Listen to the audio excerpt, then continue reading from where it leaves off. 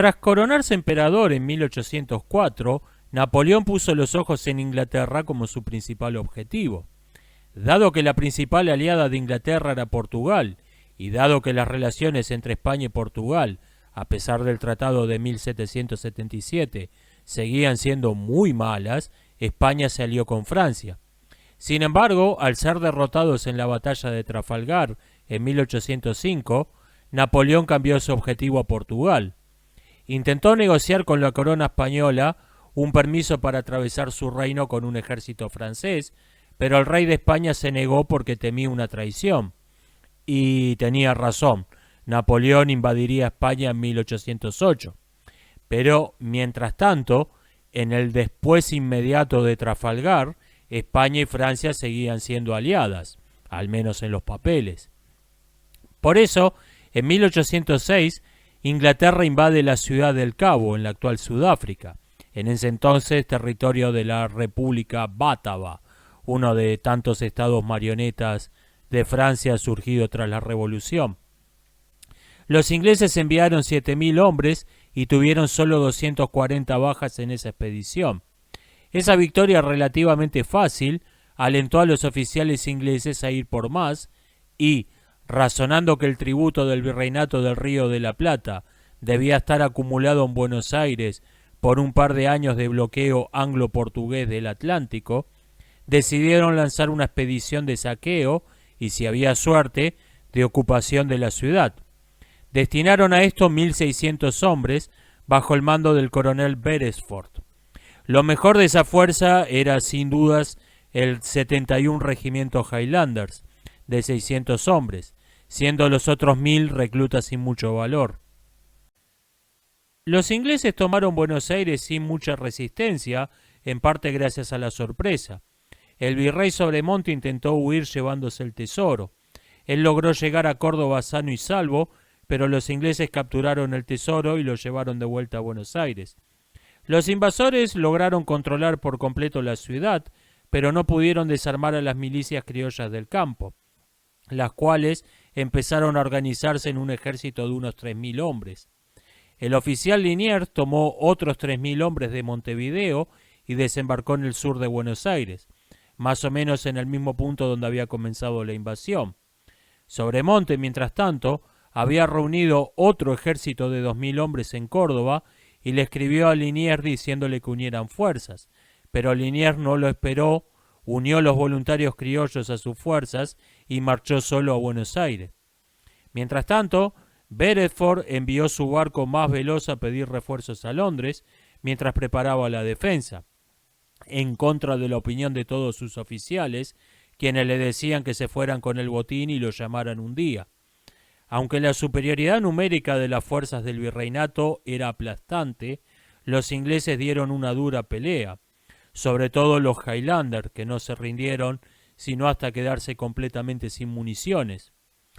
Hay varias tradiciones contradictorias sobre la reconquista de Buenos Aires, pero todas tienen en común decir que la rendición de Beresford fue menos digna de lo que se la representó oficialmente, porque éste había tratado bien a la población civil durante la ocupación y por eso no quisieron humillarlo. Londres envió refuerzos, pero no llegaron a tiempo. Una flota inglesa de más de 12.000 hombres llegó a Brasil, en donde se enteraron de que habían perdido Buenos Aires. Invadieron entonces la banda oriental. Sobremonte fue a defenderla, pero los orientales le dijeron que se fuera a tomar por culo. Entonces, Liniers le dijo que volviera a defender Buenos Aires con su ejército, y él envió de vuelta a la banda oriental a los soldados que se había traído consigo. Esas fuerzas eran modestas, unos 3.000 hombres, recordemos, pero se le sumó un ejército de unos 4.000 milicianos criollos orientales.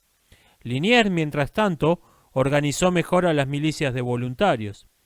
Cuando los ingleses fueron derrotados en la banda oriental, intentaron tomar de nuevo Buenos Aires, pero fueron repelidos.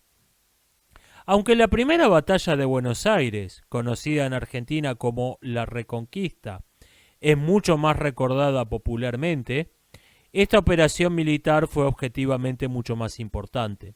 En la segunda batalla de Buenos Aires, conocida en Argentina como la Defensa, se enfrentaron dos ejércitos que superaban cómodamente los 10.000 hombres cada uno, aunque no se sepan las cifras exactas.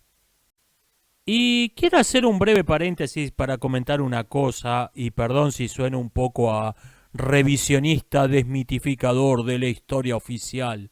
Acá, en Argentina hay un montón de leyendas sobre la Reconquista, conocida internacionalmente con el nombre neutral de Primera Batalla de Buenos Aires, que hablan sobre gente tirándole agua o aceite hirviendo a los ingleses, arrieros que capturaron a soldados enemigos enlazándolos como caballos, mujeres que fingieron ponerse de parte de los invasores y ofrecerles su casa como refugios para una vez que caían en la trampa tomar los prisioneros. Y más allá de que esas anécdotas pintorescas sean ciertas o no, son solo eso, anécdotas pintorescas.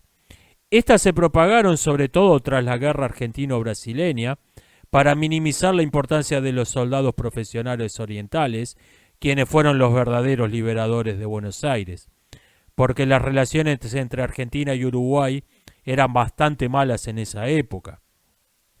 Por no mencionar que algunos de los oficiales más destacados en las invasiones inglesas fueron enemigos de la independencia, entre ellos el propio conde de Liniers o el capitán Jacinto de Romarate, condecorado por su valor en la Segunda Batalla de Buenos Aires, quien poco después iba a ser uno de los jefes militares más brillantes del bando realista.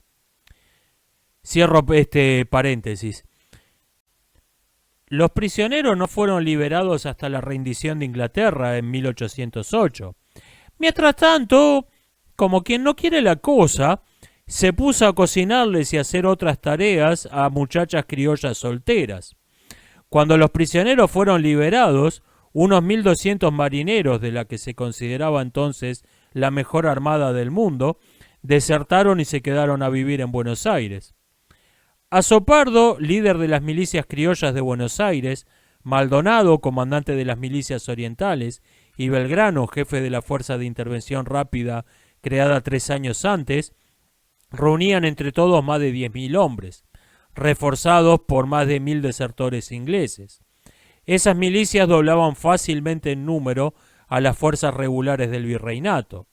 Para colmo, el mismo régimen de castas español le jugó en su propia contra, porque, a falta de líneas de mando claras o autoridades con una legitimidad que nadie cuestionase, todos reconocieron informalmente al regimiento de patricios como unos primus inter pares. Si los patricios se amotinaban, todos los iban a seguir. Cuando Napoleón invadió España, sin embargo, permanecieron fieles a los Borbones, esperando llegar a algún acuerdo con estos tras la expulsión de los franceses de la península.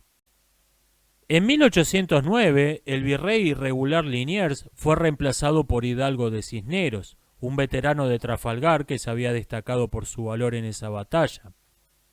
A diferencia del cobarde e incompetente Sobremonte, Cisneros era admirado y respetado por los criollos. Su nombramiento cayó bien y calmó los ánimos por un rato.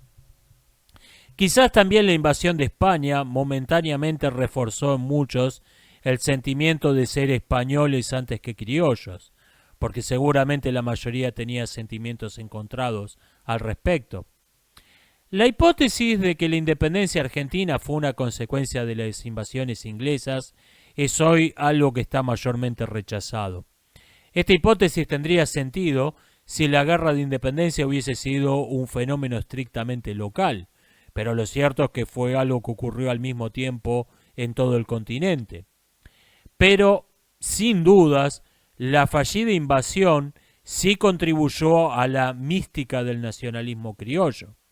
Los criollos tenían ahora una gesta épica que narrar que era suya y solo suya, no una parte de la historia de España.